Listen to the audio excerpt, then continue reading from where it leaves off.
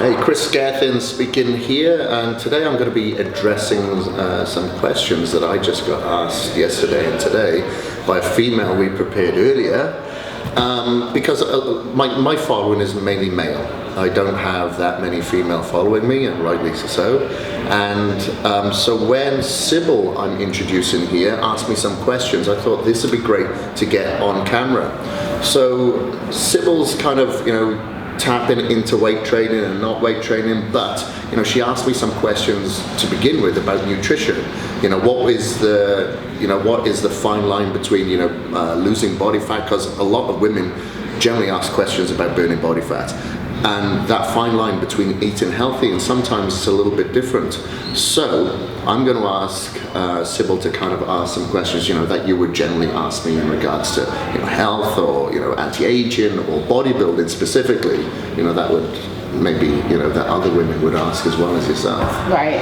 So I've been trying to change up my workout routine. Definitely not a bodybuilder yet, but I'm curious, what is the difference between a healthy weight diet and a weight loss diet? Because I think I've mixed them up a little bit. Yeah. So what were the foods that you were talking to me about earlier? Right. If you are wanting to lose weight, what are some foods you can cut out of your diet as a lifestyle? You're not going on a cleanse or anything, but are there any things? And I know I asked about cheese and dairy products, obvious ones like candies and sugars, but I was surprised that fruit, you said fruit was another one too that you would definitely cut out if you're trying to lose weight.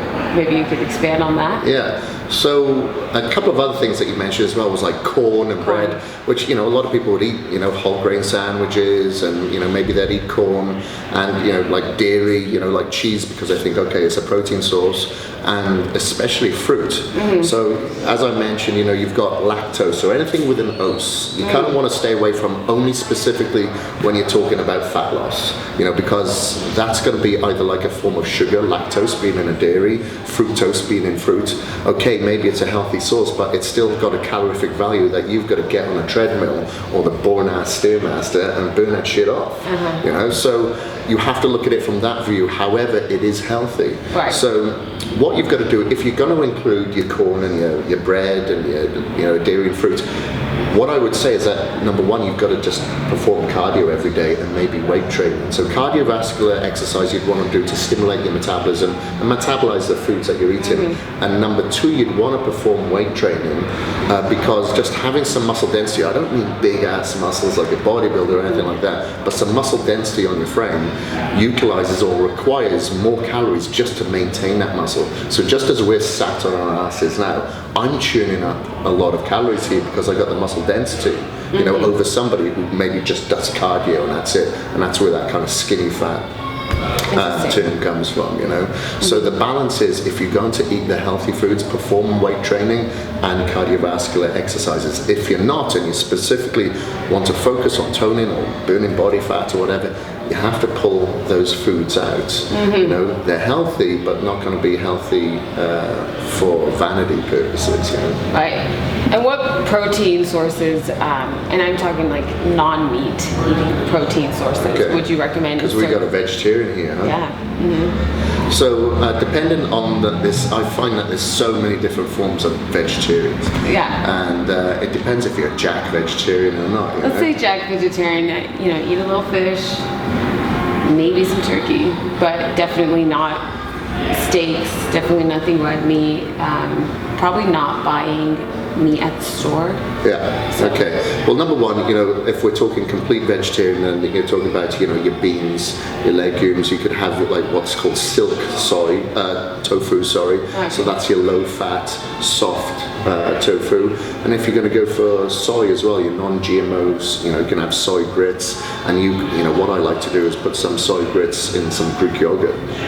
Yogurt, you say yogurt? Yeah, yogurt, same thing.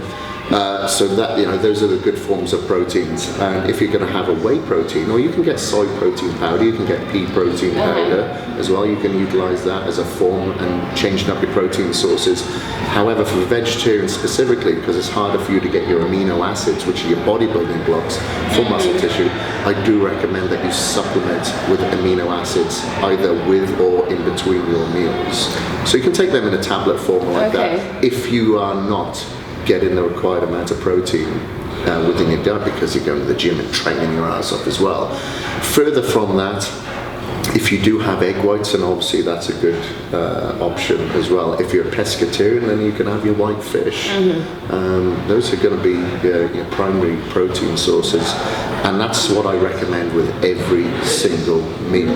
Protein. It doesn't have to be a huge amount if you're not weight training. You need to increase it if you're weight training because you've got to recover the damaged scar, the muscle tissue that you're scarring within the gym. But you need it for hair regrowth, for cell rejuvenation, your hairs, your nails, everything. The proteins are within the trillion cells of your body. Interesting. That's what you're saying. So the differences between healthy weight and weight loss is mainly, again, the sugars and the amount of cardio and weight training. And you've got your obvious, that it's going to be like your crackers, your biscuits, your candy. We all know that we're not supposed to be eating that. There's not many of us that will actually apply it. But it's sometimes you need to be told the obvious to actually apply it. And what the thing that how I justify it is because not everybody likes doing mind-numbing cardio in the gym.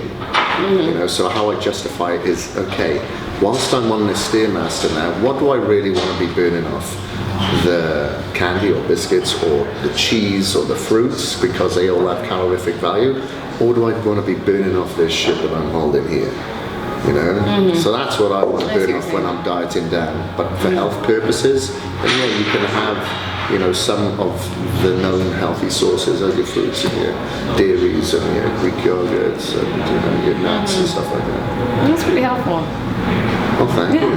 Thanks. All right. So we'll move on to the exercises now. So weight training, do you have this skid conception or whatever that if you go to the gym you're going to start getting big muscles and you're going to look like me? Yeah, I don't want to look like you. No, I think that's... most people wouldn't. But I do want to be able to open a can, of pickles. Are you that feeble? I'm not that feeble, but in the sense that I'd like to be able to, like I said, I've been thinking about my lifelong health, and again, I read in a book that must be true. It must be true that weight training actually helps bone density. So I know that was something they discovered in Pompeii. When they uncovered the bodies in Pompeii, they found out that they were researching the bones and noticed that some of the people who were laborers had denser bones. Oh, really? It's interesting. Yeah, that's absolutely correct. I get my mother because she's got arthritis coming within her knees. So I actually get her weight training as well because that does increase the bone density. So that's a good justification to get women's asses to the gym to delay that offset. Just for health. So it's I think there is that conception though that if I do start lifting weights that I will become a caged monster, a caged muscle. But from what I'm understanding, that's not necessarily the case. No, what tuning into me? Yeah. No, because I always say that's the same thing as saying I don't want to drive the car fast because I don't want to be like Lewis Hamilton. It's the same thing. It's not going to happen. People would say to Arnold back in the day, I don't want to weight train. I won't look like you, and they'd say you'll never look like me. And it's the same sort of thing, because. I don't know, people see female bodybuilders and think, man, it's because of lifting weights. Then if I do the same, I'm going to look the same. Well, no, you're not going to be doing the same. You're not going to be eating the amount that they are. You're not going to be training in the same sort of fashion as they are. And that's their dedication. That's what they're driven and motivated towards. But I don't know for yourself, but a lot of women I find, they populate the cardio areas upstairs and the weight training areas kind of very slimly populated. Maybe it's because us guys are down there grunting and stuff, I don't know. But I find that women seem to be, a little bit scared to go into the weights area. Yeah. Number one, because I think people are going to look at them, so they're very self-conscious of themselves. And number two, that they feel that they're going to grow these big muscles. Is that what you think that's going to that would hold you back from other women? I think it's mainly like education. Like, what am I going to do with this thing? You know, not knowing what to do when you're there. Not knowing what to do when I'm there, and not wanting to look like, look like a rookie in front of somebody who's just like, in charge, and it's like waiting on me to finish up using that machine so that he can, he or she can do it. But I think education is part of it, and then probably there's like a little bit of a hesitancy. I personally, I'll go in the weight room. I have a few exercises I do with the 5-pound dumbbells, but that sucks. I wouldn't go into the weights area either if I was doing 5-pound dumbbells. Of course not. But all right, so then, like, this is a great thing. There's personal trainers, but not everybody wants to and can afford a personal trainer. But the great thing is that you've got these online resources now, much like one of my video trainers. But maybe a lot of females don't want to follow one of my video trainers. So there's other trainers out there by Jamie Eason and other great experts within the field, and you can follow exactly what they're doing. So they're your free personal trainer. You can take on your phone, if you've got a phone that's modern enough, that has all the apps, that doesn't get erased after several years.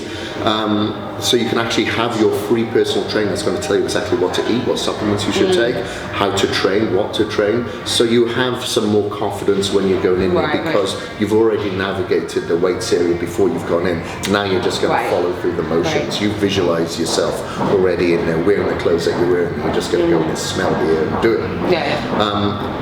A lot of people do get conscious as well that they're self-conscious. Maybe they're going to look like a rookie. Half the guys in there are just self-consumed by the mirrors that are there anyway, so they should never worry about that. They're not looking at you. They're looking at themselves, and and scouting for every void that's within themselves and highlighting the ones that are great. That's what I've heard. Just from experience. No, that's what I've heard. So that's one thing they should never worry about, and obviously you're not going to build the muscle anyway, so those are the misconceptions. So I was looking at your trainers. Oh really? Yes, I was. And it seems pretty hard. Supposed to be. Okay. Well, are they for women and for men, or are these just a male training? No. A lot of women don't actually follow it because they think women should train differently to guys. But it is for women and guys. You should train, I believe, exactly the same as a guy. You have the same muscle insertions, attachments, same digestive system. So why should it be any different? I think that misconception is that you're going to gain muscles like a guy, and that's just not going to happen. And looking at the 12-week video trainer, for instance, it's all about losing body fat and building muscle at the same time. But you're not going to end up with massive, oiled up biceps where you're going to wear posing pants and get on stage anytime soon. It's just not going to happen. But I would train, and I always have done. If I trained a woman, would be exactly the same as a guy. But what I say mostly, for male and female, follow the program that's going to motivate you, that you're going to relate to, that's going to keep you consistent, because that's the key. It isn't going to be the best supplement or the best training principle or newfound diet fad that's going to get you to where you're going to want to go. It's whatever that keeps you accountable to being consistent. Whatever you did yesterday, you do better today. Whatever you do tomorrow, you're going to do better than what you did today. Going to bed at night saying, I succeeded at something today. So that's how you should feel, Whether you get that from following one of my plans or not, remains to be seen. But my programs are geared specifically for women as they are men. Interesting. There isn't anything that you would change for a woman in your plans? Yeah, only the amount of food that you'd be eating and the amount of weight that you'd be lifting. You should never compare yourself to what a guy lifts. Your muscles have no idea what number is written on the barbell or on the dumbbell. All it knows is failure, the force and load and failure. That's all it understands. And once you take it beyond that failure, it gives it a priority to grow and become stronger for the following week when you're going to pound it again.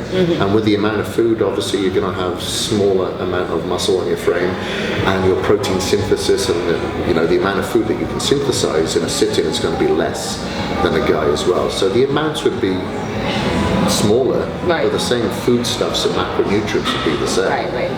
What about supplements? Like, if I followed your plan, would I have to take supplements, or can I follow a diet then? You don't have to do anything. You don't have to weight train. You don't have to diet. You don't have to take supplements. But they help. They assist.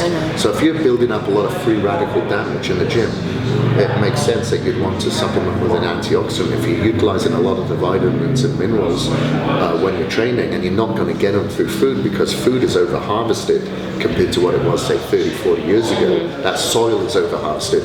So you don't have the nutrients, the vitamins and minerals in there that you once did. So that's why I always recommend that you take that safe haven or take in a multivitamin anyway, because a lot of the vitamins are going to be water soluble. You're just going to piss out whatever you don't use anyway. So take it as your insurance, and with the protein, it's generally hard to take in the amount that you require through food. And like a lot of the times you miss meals, and maybe you haven't got time to go out to the shop or prepare it at home, and have a shake and drink a couple of your meals. So then they do assist. It's going to help you get to where you want to go faster and more efficiently, and more health. But the reason why I supplement is to improve my performance and help me repair. But it's for health purposes mainly. I want to improve my health. So if I'm lacking in any specific nutrients or antioxidants or vitamins, then I can take that through supplementation. Interesting. What makes your supplements different or better than other ones on the market? Because my name's on it. No, because exactly what I said, my priority is people's health.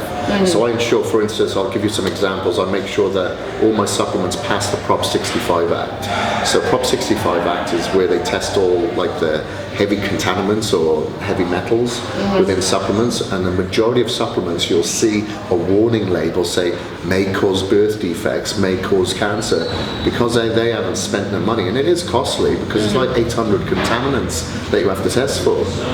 So a lot of them won't do that. So they have to put the warning on the label. Do you pay for each one? Yeah. To test each one? Yeah. So we pass the Prop 65. I make sure that I have no artificial colours, no artificial flavours. Yeah, it costs me a lot less, and I could probably get my flavours done within a week if I went synthetic.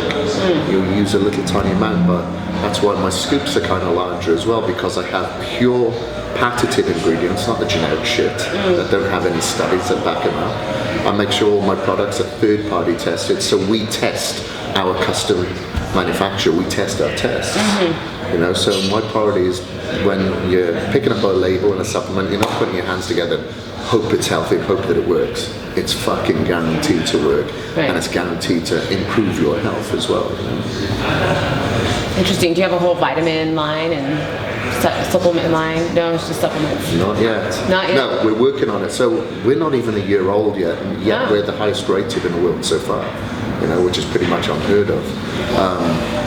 But it takes time. So for instance, it took us like 9 months to flavor, because we're naturally flavoring our products, our formulas. It takes me a lot of time because I'm the guinea pig and I test every single product. So I take different ingredients with different forms, test them under different environments in different efficacious dosages, and see if they work synergistically with other ingredients. It takes a lot of time, because if I test one and go, nah, that's not working right, or doesn't feel right, and it's not, whatever is on paper isn't working out in the real world. So I always say knowledge without knowledge is bullshit. You've got to test it. We don't guess.